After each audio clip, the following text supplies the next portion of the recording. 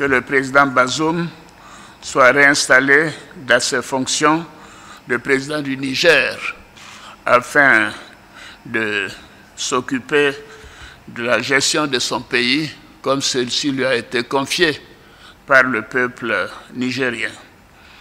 Les chefs d'État de la CEDEAO, bien sûr, une fois que ces conditions seront remplies, les chefs d'État de la CEDEAO demanderont au président Bazoum de faire preuve de clémence en vue du renforcement de la réconciliation et de la démocratie.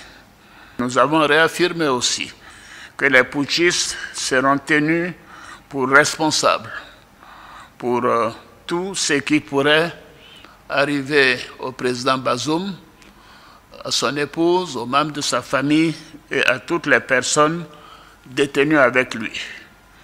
Les putschistes sont tenus totalement responsables des sanctions imposées au Niger. C'est un point qui a été relevé par tous les chefs d'État. S'il n'y avait pas eu de tentative de coup d'État, il n'y aurait pas eu de sanctions sur le peuple nigérien, frère. Et nous tenons à le souligner.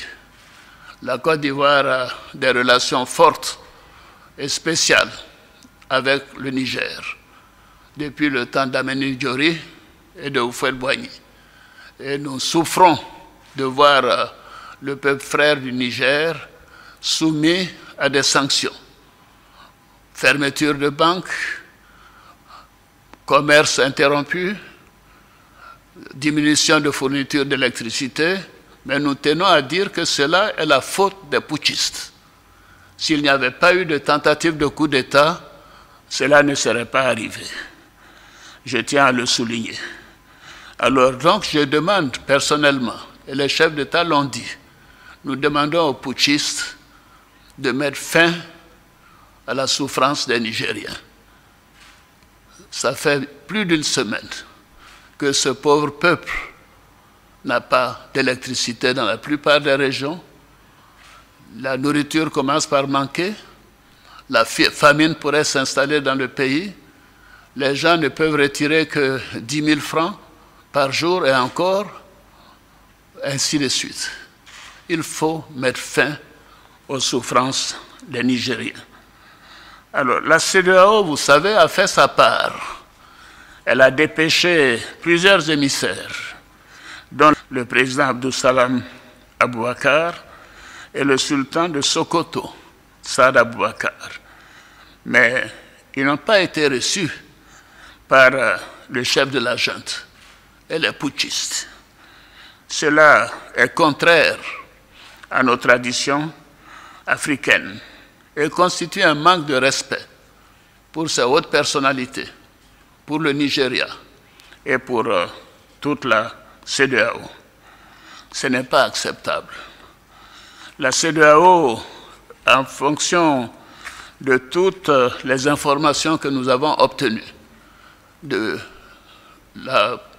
constat de manque de volonté de la part des putschistes de rendre le pouvoir au président démocratiquement élu, la CEDEAO, les chefs d'État ont décidé d'activer la force en attente et de déployer cette force pour rétablir l'ordre constitutionnel au Niger.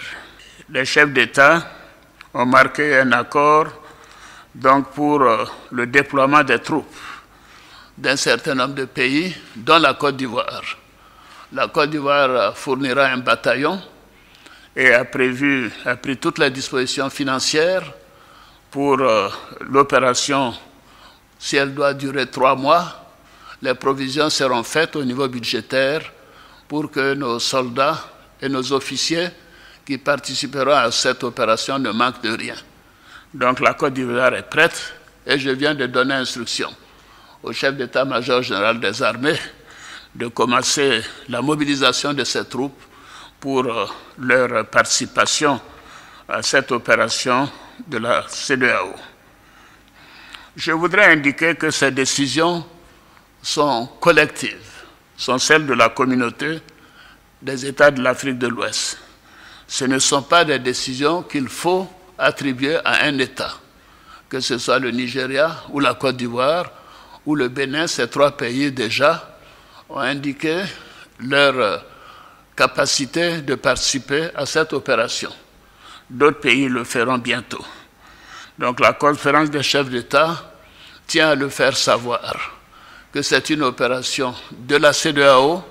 Ce n'est pas une opération des Nigérians contre les Nigériens ou des Béninois contre les Nigériens, puisque ces 2 pays sont des pays voisins du Niger. Bien évidemment, ce n'est pas une opération ivoirienne contre nos frères nigériens. Mais nous sommes déterminés à réinstaller le président Bazoum dans ses fonctions de président démocratiquement élu de la République du Niger. Nous appliquons ainsi les textes et les protocoles de notre communauté. Alors, notre objectif, comme vous le constatez, est la paix et la stabilité dans notre sous-région. Et surtout, le bien-être de nos populations et le développement de nos pays.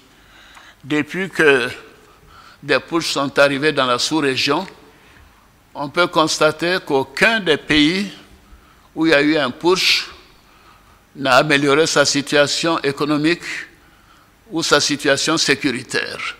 Donc les coups d'État ne sont pas la solution. Et nous tenons à le faire savoir. C'est ce qui explique la gravité de cette situation et la volonté des chefs d'État que nous sommes à faire en sorte que cela cesse. Je vous remercie.